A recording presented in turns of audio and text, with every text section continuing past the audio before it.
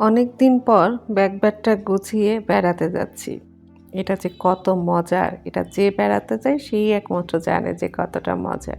এমন ভাব করছি যেন কত দূরে যাচ্ছি। একটু পরেই বলব কোথায় যাচ্ছি বা কেন যাচ্ছি। আসসালামু আলাইকুম, কেমন আছেন সবাই? আশা করি আমার প্রিয় ভাই বোনেরা যে যেখানেই আছেন সবাই সুস্থ আছেন এবং অনেক বেশি ভালো আছেন।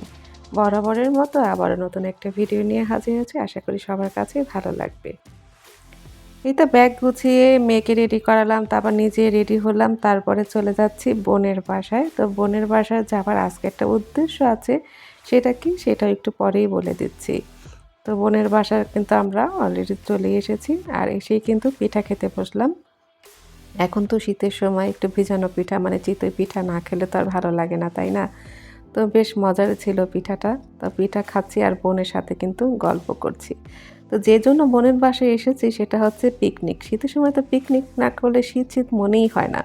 তো পিকনিকের জন্য আমরা ছোট কিছু গিফট কিনবো। যেহেতু খেলাধুলার আয়োজন আছে, তো সেজন্য ছোট কিছু গিফট কিনবো। বেশি বড়সড় কিছু না।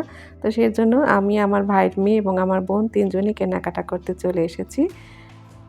তো এই তো আমি একটু ঘুরিয়ে দেখাচ্ছি আসলে কি নিবো, কি না নিবো আসলে বুঝে উঠতে পারছি না। আসলে বড় কিছু না তো, শর্টকাটের মধ্যে পিকনিকটা হবে এবং খেলাটাও শর্টকাট হবে। সেজন্য ছোট কিছু গিফট নিবো। তো বোন জিজ্ঞাসা করছে কি নিবো না আমরা সবাই মিলে মানে এই ৩ জন মিলেই ঠিক করছি আসলে কি নেওয়া যায়। তো আমাদের বাজেটটা আসলে ছোটখাটো, বেশি বড় না। তাই সবকিছু কিন্তু প্ল্যান করে করতে হবে। রান্না-বান্না থেকে শুরু করে সবই কিন্তু প্ল্যান করতে হবে। তো এই তো আমাদের কেনাকাটা শেষ। এখন আমরা বাসায় চলে যাচ্ছি, মানে বোনের বাসায় যাচ্ছি। তো এখান দিয়ে আমরা বোনের বাসা হলো ২ টা গেট। তো আমরা এই গেট দিয়ে যাবো। এটা কিন্তু আসলে মেইন গেট না। এটা হলো বোনের বাসার থেকে বের হওয়ার মানে মেইন রাস্তায় বের হওয়ার শর্টকাট একটা রাস্তা। সেখান দিয়ে বের হচ্ছি। তো এই তো এইখান দিয়ে হচ্ছে আমরা এসেছি। আর এইটা হচ্ছে মেইন গেট। তো ওদের এই বাসাটা আসলে ২ টা গেট। তো আমরা মেইন গেট দিয়ে আর আসি নাই। দোকানের কাছে মানে শপিং মলটার কাছেই যেই গেটটা ছিল সেইটা দিয়ে আমরা এসেছি। এরপর সবকিছু নিয়ে উপরে চলে যাচ্ছি। এটা হচ্ছে পরদিন সকালে যেদিন আসলে আমরা পিকনিক করব সেই দিনের ভিডিও। তো অলরেডি কিন্তু আমার বোন নিচে চলে গেছে। কারণ পিকনিক মানেই তো একটু কাজের ঝামেলা বেশি থাকে। ও কিন্তু সবকিছু গুছিয়ে নিচ্ছে। কোথায় কি করবে, কোথায় চুলা বানাবে। আর আমি একটু ঘুম থেকে উঠতে দেরি করেছি। তারপর উঠেই দেখলাম বারান্দায় এত সুন্দর ফুল ফুটে আছে।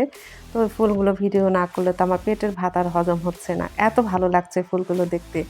তো ওদিকে কিন্তু বোন আমাকে ডেকেই যাচ্ছে যে, "ওঠো, আসো।" আর আমি এদিকে ভিডিও করে যাচ্ছি। তো যাই হোক ফুলগুলো দেখে এত ভালো লাগলো, না ভিডিও করে পারলাম না। তো এবার হচ্ছে আমি আর আমার মেয়ে নিচে যাচ্ছি। শীতের দিন আসলে অনেক সকালে কিন্তু ওঠা যায় না, তাই না? আসলে কম্বলটা যদি একবার গরম হয়ে যায়, কম্বলের নিচ থেকে উঠতে কিন্তু আসলে অনেক কষ্ট হয়। তো এর জন্য আসলে সকাল কোথাও যেতে চাই না। তো যাই হোক, আজ যেহেতু পিকনিক যেতেই হবে, কাজ করতেই হবে আর রান্না-বান্নার দায়িত্ব পড়েছে। রান্না-বান্না করব আমি আর আমার বোন। আর এদিকে যে অন্য ভাবিরা আছে তারা একটু কাটাবাটা করে দিবে। রান্না-বান্না যেমন কষ্ট, কাটাবাটা করতেও কিন্তু তেমন কষ্ট। কিন্তু যদি পিকনিক হয় তখন কিন্তু মানে ঠিক ওই কাজটার জন্য কিন্তু আসলে কষ্ট হয় না। পিকনিকের জন্য সব কাজই কিন্তু খুব সহজ হয়ে যায়। আর সবাই মিলেমিশে করলে না কোনো কাজকেই আসলে কঠিন বলে মনে হয় না। এই তো সব ভাবিরা বসে কাটাবাটা করছে। সাথে আমার ভাইয়ের মেয়েটাও আছে, সেও কিন্তু কাটাবাটা করছে। আর আমি আর আমার বোন হচ্ছি চুলা জ্বালাতে বসেছি। শীতের দিন কিন্তু বললেই আসলে চুলাটা জ্বলে যায় না। অনেক কষ্ট হয় চুলা জ্বালাতে। তো এদিকে পানি গরম বসিয়েছি। কি রান্না হবে, কি খাবো সবই কিন্তু শেয়ার করব আপনাদের সাথে। আশা করি শুরু থেকে শেষ পর্যন্ত কিন্তু ভিডিওর সাথে থাকতে হবে। তো এই তো রোস্ট, আমি মুরগির রোস্টটা ভেজে নিচ্ছি। আর এখানে হলো মসলাটাকে ভালো করে কষিয়ে নিচ্ছি। তো আমার দায়িত্ব পড়েছে রোস্ট রান্না করার আর বোন এদিকে ডিম ভুনে নিচ্ছে। তো ২ টা যেহেতু চুলা এক করে সবকিছুই আস্তে করে আগিয়ে নিতে হবে। আর এদিকে কাটা-বাটা সবই কিন্তু মোটামুটি হয়ে গেছে। কাটা-বাটার জন্য আসলে অনেক লোক ছিল কিন্তু রান্না-বান্না করার জন্য আমরা ২ বোনই ছিলাম। তো এর আগেও কিন্তু আমি এই বাসায় পিকনিক করেছি। গত বছর শীতের আগের শীতে হয়তোবা। তো সেই ভিডিওটা কিন্তু আমি শেয়ার করেছি। চাইলে কিন্তু দেখে আসতে পারেন আমার চ্যানেলে ঢুকে। তো এবারে রান্নাটা করতে না বেশি কষ্ট হয়েছে। একে তো শীত ছিল, দ্বিতীয়তে মানে চুলার যে তাপটা ছিল সেটা কিন্তু বারে এসে আমার চোখে লাগছে। আমার চোখ দুটা তো পানি পড়তে একদম ফুলে গিয়েছিল। অনেক কষ্ট হয়েছে এবার রান্নাটা করতে। আর এই তো রোস্টের মসলা কষাতে মানে এত সুন্দর হয়েছে, সবাই অনেক প্রশংসা করেছে রোস্টটা খেয়ে। তারপরে আমি আর আমার বোন উঠে গেলাম। আসলে এতক্ষণ রান্না করা যায় না বা এতক্ষণ বসে থাকা যায় না। তো পোলাওটা দিয়েছি অন্য ভাবিদের উপরে যে আপনারা এবার পোলাওটা রান্না করেন। তো এই তো পোলার চালটা সুন্দরভাবে কষিয়ে নিচ্ছে। এই যে লিমা আরেকটা ভাবি, তো ওরা মিলে কিন্তু ভালো করে কিন্তু কষিয়ে নিচ্ছে মানে পোলার চালটাকে। রান্না-বান্না করার পরে সবাই আমরা রেডি হয়ে গেলাম। আর এদিকে আমার ২ মা বসে আছে। আমার ছোট মা আর আমার বড় মা। তো আমার ছোট মেয়েকে মানে আমার মা আমার ছোট মাকে আরকি এই শাড়িটা কিনে দিয়েছিলাম ইসে পহেলা বৈশাখের কারণে। তো সেটাই ও আজ পরে নিল। ও আসলে এই শাড়িটা পরা হয়নি ওইভাবে। বলল যে, "আম্মু আজকে পিকনিকে আমি শাড়িটা পরব।" তো যাই হোক ও শাড়ি পরেছে, আমি শাড়ি পরেছি, আমার বোন শাড়ি পরেছে। আজ মোটামুটি আমরা সবাই কিন্তু শাড়ি পরব পিকনিক উপলক্ষে। তো দেখেন তো মাশাআল্লাহ আমার মেয়েটাকে কি সুন্দর লাগছে। সবাই দেখে কিন্তু মাশাআল্লাহ বলবেন। তো খুব কিউট লাগছে। আর আমি একটু দেখিয়ে দিলাম যে সবকিছু রান্না-বান্নার পরে কিন্তু আমরা সবকিছু গুছিয়ে এসেছি। বাইরে কিন্তু কিছুই ফেলে আসি নাই। তো শুধু চুলা ২ টাই আছে। যেহেতু ইট গরম সেটা আর এখনো গুছানো যাবে না। ইটটা ঠান্ডা হলেই কিন্তু তারপরে ইটগুলো সরাতে হবে।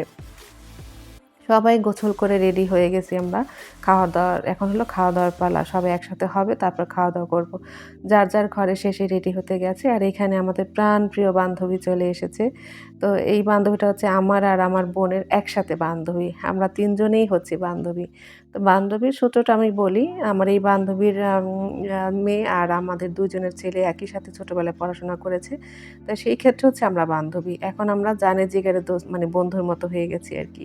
তো যাই হোক খাবার-দাবারটা বেড়ে দেওয়ার দায়িত্ব আমাকে দিয়ে আমার বোন দেখেন বান্ধবীকে জড়িয়ে ধরেছে। আহা! কত বছর যেন বান্ধবীকে দেখে না। আর আমি হচ্ছি আমার বোনের ছোট। আমাকে দেখেন কাজে লাগিয়ে দিয়েছে যে, "তুমি খাবার-দাবারটা সবাইকে বেড়ে খাওয়াবা।" যাই হোক এটাও কিন্তু একটা মজার লাগে। আমার বোন কিন্তু কম কষ্ট করে নাই। কারণ রান্না-বান্না কিন্তু অনেক কষ্ট। সে অনেক কিছু রান্না করেছে। মুগ ডাল রান্না করেছে, ডিম ভুনেছে। আর আমি শুধু রোস্টটা রান্না করে দিয়েছি। সবাই মিলেমিশে কাজ করার মজাই যেমন অন্যরকম, আবার সবাই মিলে খাওয়া-দাওয়ার সেটাও মজা কিন্তু অন্যরকম, তাই না? তো ১ম এ যারা একটু বয়স্ক এবং যারা বেশি ছোট তাদেরকে খাবারটা দিয়ে দিলাম যে ওরা খাচ্ছে। তো খেয়ে কিন্তু সবাই বলল যে, "না মাশাআল্লাহ খুব মজাই হয়েছে।" সারাদিনের কষ্টটা না দূর হয়ে যায় যখন খাবার-দাবারে কেউ প্রশংসা করে। এত কষ্ট করে রান্না করলাম তারপর যদি কেউ প্রশংসা করে না তখন আর সেই কষ্টটা আর থাকে না।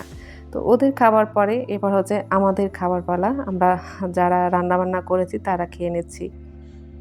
যদি ভালো লেগে যায় আমার ভিডিওটা এতটুকু যদি ভালো লাগে তাহলে অবশ্যই কিন্তু আমার চ্যানেলটা সাবস্ক্রাইব করে দেবেন। ছোট্ট একটা লাইক দিয়ে কিন্তু আমার চ্যানেলের পাশেই থাকবেন। তো এই তো সবাই খেয়ে নিচ্ছি আমরা। আর যারা ছিল সবাই এখন আমরা মানে শেষের দিকে যারা ছিলাম সবাই একসাথে বসেই কিন্তু খাওয়া-দাওয়াটা করে নিচ্ছি। খাওয়া-দাওয়ার পরে আবার খেলাধুলার মানে আছে যে ছোট খেলা রেখেছি। এই তো বাস্কেটবল। তো বাস্কেটবলে আমার মেয়ে ১ম এ ছুটছে আরকি। আরো বাচ্চারা আছে তারাও কিন্তু ছুটছে। কিন্তু আসলে বাস্কেটবলে মানে পিচ্চিরা ওইভাবে পারছে না। ফেলতেই পারতেছে না। কিন্তু তারপরে হচ্ছে কি যে আমরা বাচ্চাদের জন্য মানে পুরস্কারের আয়োজন করেছি। ছোট বড় সবাই কিন্তু আমরা এই বাস্কেটবল খেলেছি। কিন্তু তার মধ্যে আমি শুধু ফেলতে পেরেছি। আসলে কোনো খেলায় না কখনো আমি জিতি না। কিন্তু এবার কেন জানি জিতে গেছি। আমি ২ বার করে বল ফেলতে পেরেছিলাম।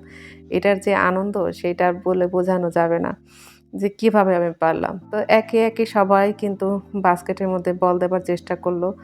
তো আমি যখন খেললাম এই তো আমি খুব আনন্দ ছিলাম যে আমি একমাত্র ফেলতে পেরেছি। এই তো কিউট একটা বাবু। সে কিন্তু কাছ থেকে ছুঁড়েছে। তো সবাই তাকে উৎসাহ দিল যে, "না তুমি ফেলতে পেরেছো।" তারপর হচ্ছে আমাদের বান্ধবী, আমার বোনের বান্ধবী আরকি, দুজনের মিলের বান্ধবী।